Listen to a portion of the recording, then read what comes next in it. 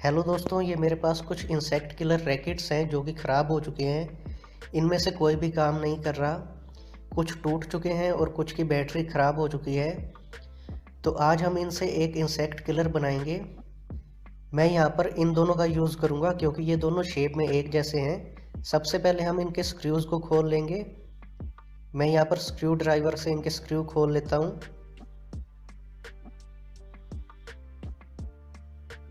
यहाँ पर मैंने इसके सभी स्क्रूज खोल लिए हैं। अब हम इसे इस तरह से ओपन करेंगे। ये इसकी बैटरी है, ये पीसीबी है। इसके स्विचेस को मैं यहाँ से निकाल लेता हूँ। इसमें से हमें सिर्फ इसका ये नेट वाला पार्ट चाहिए, तो इसे मैं यहाँ से इस तरह निकाल लूँगा। इसमें हमें एक रेड और दो येलो वायर्स मिलती हैं। ये दोनों येलो वायर्स इन बार वाले नेट के साथ कनेक्ट हैं और रेड वायर अंदर वाले छोटे नेट के साथ कनेक्ट है जिसमें कि करंट होता है। मैं यहाँ पर इन सभी वायर्स को पीसीबी से अलग कर लूँगा। यहाँ पर मैंने इस नेट वाले पार्ट को अलग कर लिया है। इसी तरह मैं दूसरे रैकेट के भी सभी स्क्रूज ओपन करके इस नेट वाले पार्ट को अलग कर लूँगा। यहाँ पर मैंने दूसरे रैकेट में से भी इस पार्ट को अलग कर लिया है। अब हम इन सभी वायर्स को कनेक्ट करेंगे। दोनों रेड वायर्स को और चारों येलो वायर्स को हम कनेक्ट करेंगे, जिसके लिए सबसे पहले मैं इन दोनों येलो वायर्स को कनेक्ट करूँगा। इसके बाद अब हम दूसरे रैकेट की भी दोनों येलो वायर्स को एक दूसरे के साथ कनेक्ट कर लेंगे। यहाँ पर मैं इन्हें कनेक्ट कर लेता हूँ। इसके बाद हम दोनों रैकेट्स की इन येलो वायर्स को कनेक्ट कर लेंगे इस तरह से। अब जो हमारे पास ये रेड वायर्स बचे हैं, इन्हें भी हम कनेक्ट कर देंगे एक दूसरे के साथ। यहाँ पर ये कनेक्ट हो चुकी हैं। अब हम इन येलो वायर्स के साथ एक ब्लैक वायर को और रेड वायर के साथ एक रेड वायर को कनेक्ट करेंगे। यहाँ पर मैं इन्हें कनेक्ट कर लेता हूँ।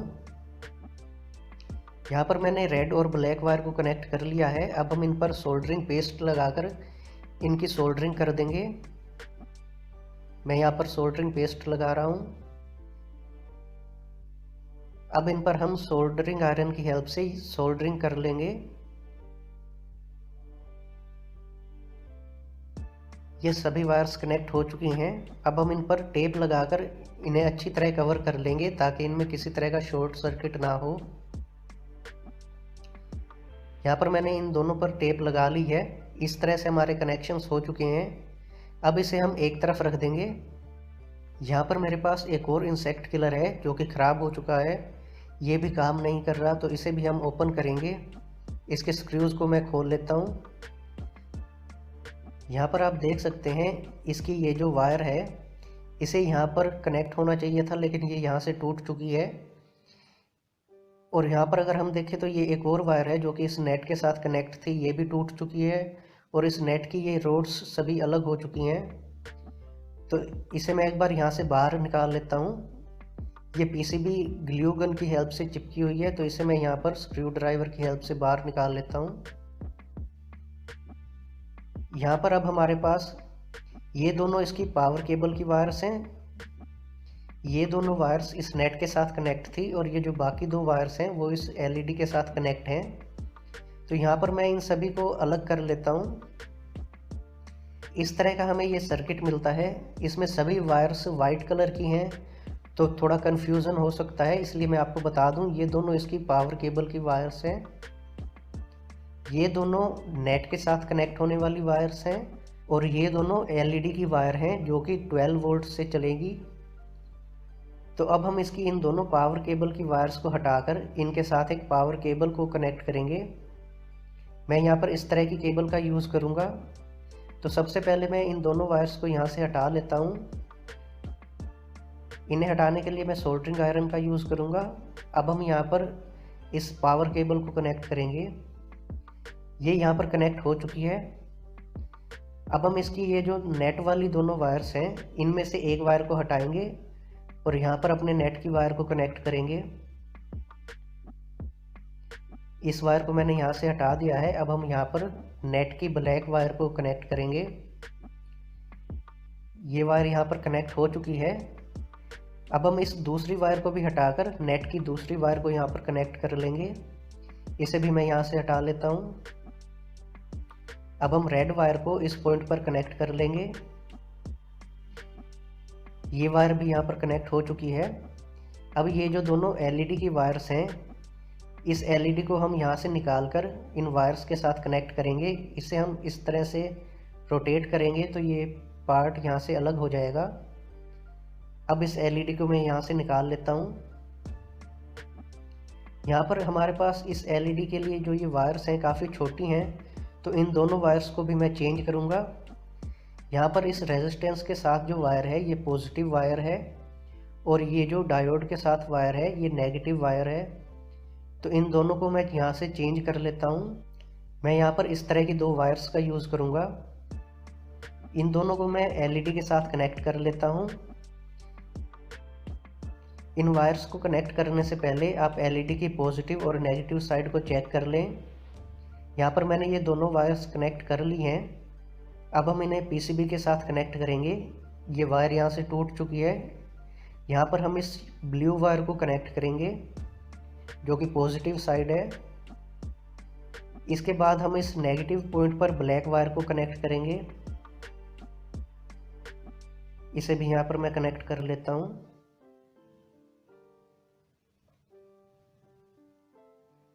यहाँ पर हमने एलईडी के वायर्स को कनेक्ट कर लिया है। अब हम एलईडी की इन दोनों पिन्स पर टेप लगा लेंगे। इन पर हम अच्छी तरह टेप लगा लेंगे ताकि किसी तरह का शॉर्ट सर्किट ना हो। यहाँ पर मैंने इन दोनों पर टेप लगा ली है। अब हमारा सर्किट कंप्लीट हो चुका है। अब मैं एक इस तरह का पीवीसी शीट का टुकड़ा लूँगा जो कि 5 इंच चौड़ा है। इस तरह से हम इसे यहाँ पर फिट करेंगे ताकि दोनों रैकेट्स के बीच में लगभग 5 इंच का गैप आ जाए। इसे यहाँ पर फिक्स करने के लिए मैं ग्लू गन का यूज़ करूँगा।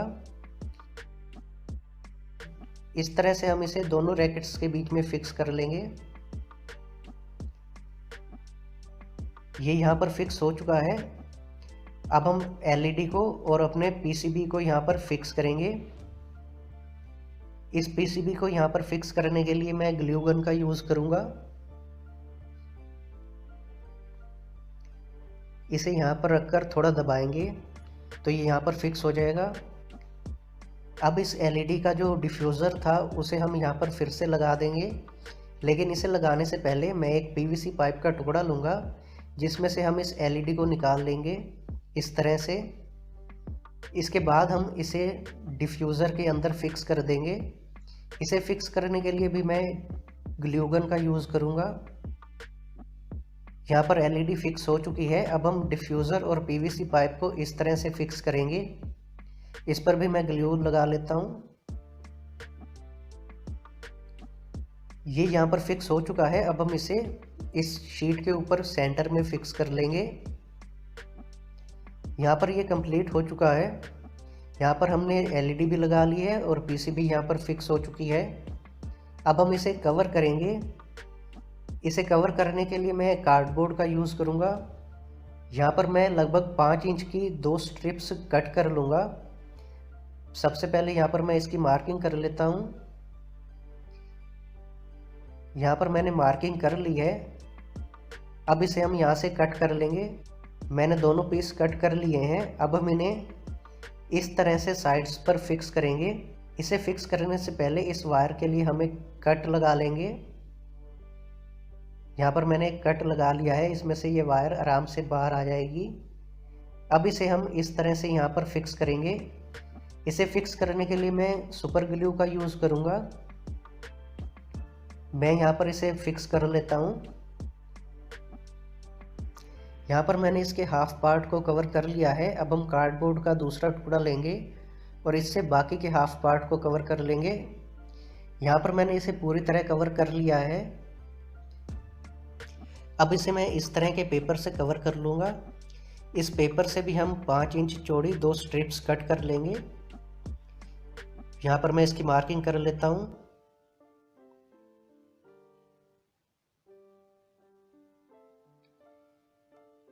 यहाँ पर मार्किंग हो चुकी है। अब मैं इसे कट कर लेता हूँ।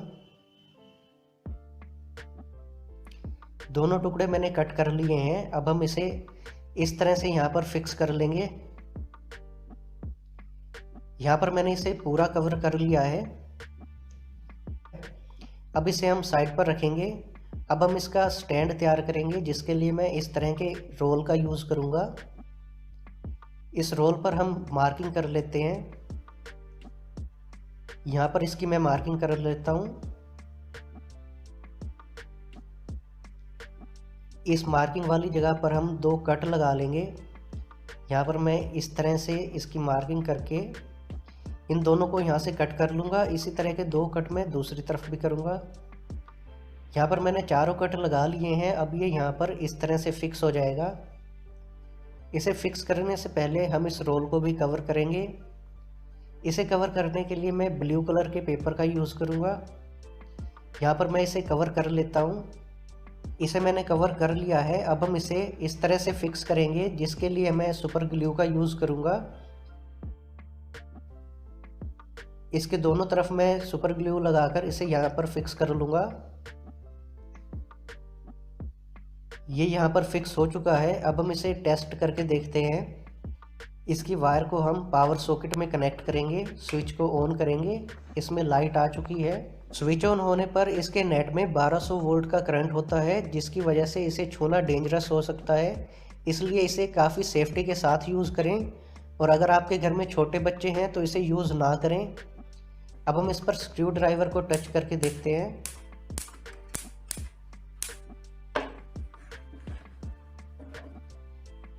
अब मैं लाइट्स ऑफ कर देता हूँ।